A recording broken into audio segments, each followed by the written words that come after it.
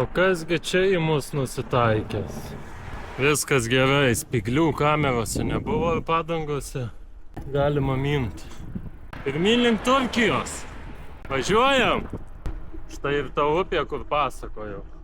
Žodžiu, ten yra jūra ir iš jūros išteka upė. Va teka ta upelė atskyrus žemyninės dalis. Važiuosim, patikrinsim, kiek čia dar jinai tekės. Oras geras, buvau užsidėjęs džempaką, bet kad su džempaku karšta, tai persimečiau vėl ant maikės.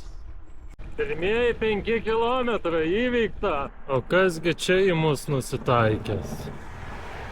Kasgi čia į mus nusitaikęs? Savaime, kad lėčiau minam, kad neviršinam tą greičio. Tai šaudo ir čia. Ne tik Lietuvoj trikoje stovi. Bulgarai irgi mėgsta papyškę.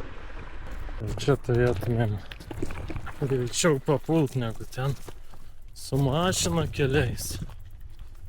Problema, dviračiai turi pliusų. Tai mašinos negali, ten dviračiai gali. Pažiūri, kaip moteris džiaustosi skalbinius su cigarų burnoj. Viskas kaip priklauso. Ieškom valiutos keityklos. Pakalbėjom su vyrioku, sakė, bankuose šiandien turbūt tik tai. O vietinė Bulgarija pasakė, kad neina pasikeist valiutos dėl to, kad sekmadienis grynų nepasikeisi. Tai va, radom restoraniuką, pasijungėm ant krovimo kompą telefoną. Tik viena vezetė čia pas mus. Pastojo kelią. Vežikas, valties vežikas. Prisikabint gal būtų prikals. Labadien. Maladės.